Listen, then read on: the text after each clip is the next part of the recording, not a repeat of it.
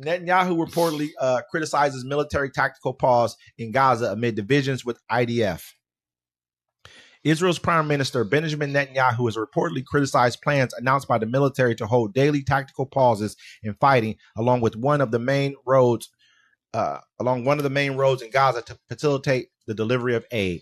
On Sunday, the military announced a daily pause that would begin in the Rafah area at 8 a.m. and remain in effect until 7 p.m. along with the main Salah al-Din road to allow aid trucks to transit between the Kerem Shalom crossing from Israel, adding that the pause would take place every day until further notice. When the prime minister heard of the reports of an 11-hour humanitarian pause in the morning, he turned to his military secretary and made it clear that this was unacceptable to him. An unnamed Israeli official told media late on Sunday. He basically came out saying that a country has a military. A military doesn't have a country. This is pretty much what he told the IDF. So this is pretty big. This is a big division, right? Yeah, it's a big split. They're like, they're looking at it the long run. Like, homeboy, the one dude left, Gantz or whatever, right? Yeah. And so he knows, he's like, yo, I'm gonna get out now before they really start hitting us with war crimes. Because you ain't stopping the ICC. America can only hold that line for so long. You better hope Donald Trump gets in there.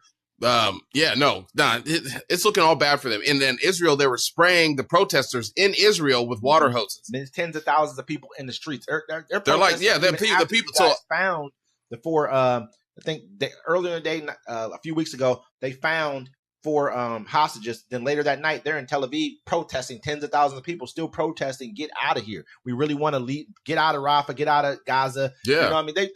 I believe because they're seeing what the world is saying about them. Absolutely. These people, they don't want to be stuck in Israel the rest of their lives. They want to go travel places. Yep. And there's a lot of places they can't go now.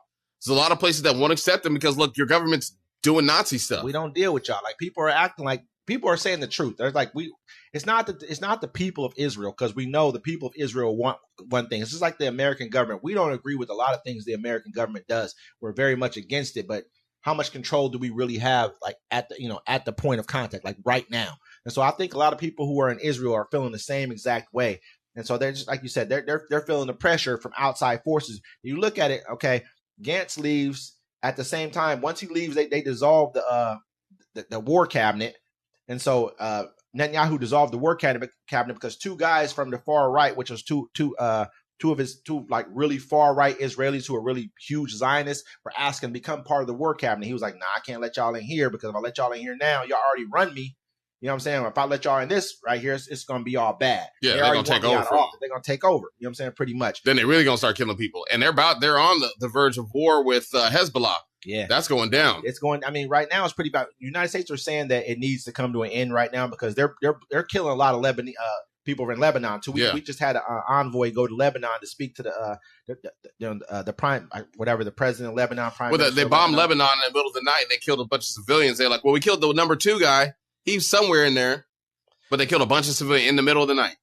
And this is what people are starting to like. I mean, this cannot transfer over now to Lebanon, because this is going to become a regional war. Well, I believe it was either Lebanon or Hezbollah. They started showing pictures to Israel. They're like, look, these are our next targets, and they're about to hit civilians.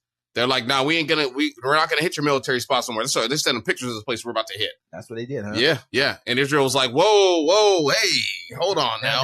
But I mean, at the end of the day, it's got to be fair game at that point. I'm not saying that no one should be. Civilians, of course, shouldn't be targeted, but you're targeting civilians. This is what you do. You say, we killed these 2 guys, though. We don't know if. Hey, remember, no civilian is innocent in these wars.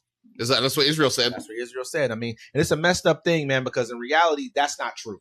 That statement is far from being true. And at the end of the day, they can always say that we got 2 people, but no one ever knows. There's never any bodies recovered. We don't know. All we know is 600 people were killed or 50 people were killed or whatever the case may be. And most of them were civilians. And you got allegedly 2 people who were a part of some type of a terrorist organization. Yeah. You know what I mean? So it's pretty tough over there right